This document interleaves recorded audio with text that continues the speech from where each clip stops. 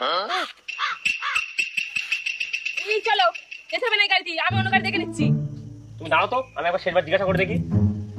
দাদা, বুঝি তো পাচ্ছ অনেকটা রাত হয়ে গেছে, আর তাছাড়া আশেপাশে কোথাও গাড়িও পাচ্ছি না, আর সাথে একটা মহিলাও রয়েছে, একটু ছেড়ে দাও না। দিতে পারি, তবে ডবল ভাড়া লাগবে। দাদা, সামান্য দিনমজুরি কাজ করি, ডবল ভাড়া কোত্থেকে দেবো বলো দিনই। তুমি একটা কাজ করো, যে ভাড়াটা হয় তাছাড়া 20-30 টাকা বেশি নিও খুনি, একটু পৌঁছে দাও। দিন মজুরি কে সরকারি চাকরি না? এই চলো না। ওটো ওটো ওটো, আমি আবার একটু গরিব মানুষের সাহায্য করতে ভালোবাসি।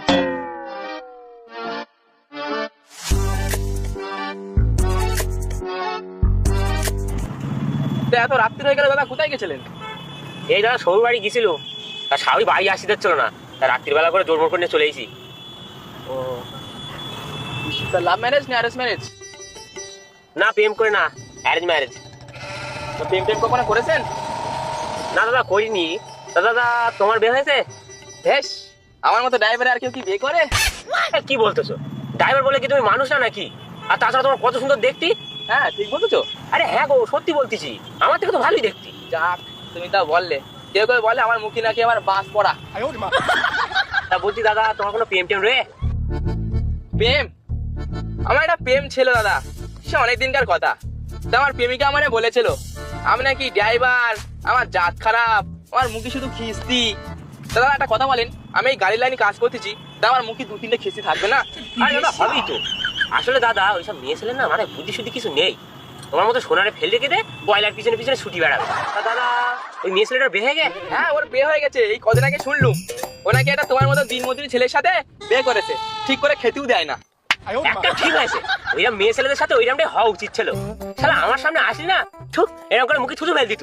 আসলে দাদা, ওইসব মেয়ে ছেলেগুলো না হলো সমাজের বুকি পাপ, সমাজের কলঙ্ক।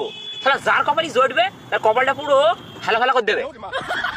যাই হোক দাদা, ওইসব কথা বাদ দাও, ওসব বাদ দাও, আমার এখন ভালো লাগতেছে না। ওসব আমার মাথায় আসলে এখন আমার গাড়ি চালানোর হবে না।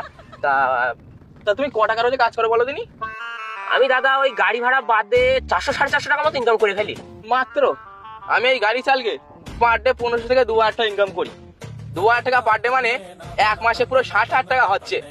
আর ওই মেয়েটা আমার ছেড়ে চলে গেছিল, আবার বলে গেছিল তোর মতো ড্রাইভারের সাথে আমি বিয়ে করতে পারবো না, তোর এই গাড়ি চালকে কোনো ভবিষ্যৎ নেই, তুই তো এই টাকা ইনকাম করিস, আমি একটা সরকারি আলা ছেলের দেখে বিয়ে করবো, আমার হেভি সুখী রাখবে। তা আমি দেখতে পাচ্ছি কেন সুখী রেখেছে। না না দাদা, ঠিকই হয়েছে। ওইসব মেয়ে ছেলেরা বিয়ে করনি, তুমি বেঁচে গেছো। ওইসব মেয়ে ছেলেরা না সংসার করার মতো না। ওইসব মেয়ে ছেলেদের কাজ হলো 3-4টে ছেলে পটিয়ে রাখবে আর তাদের চড়িয়ে চড়িয়ে বেড়াবে।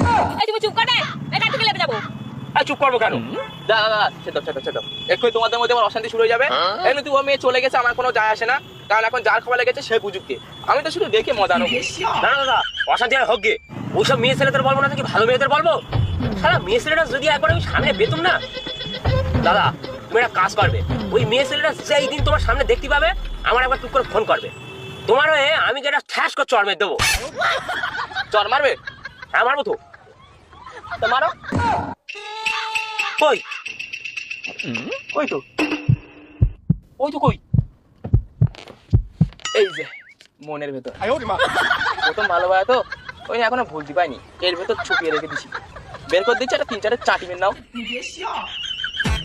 ওসব মেয়ে ছেলে ভালো, ওই মেয়ে ছেলে এরকম ছেড়ে দিলে হবে না। ওই মেয়ে ছেলে এর পরে কোন ছেলে এ করবে ঠিক নেই।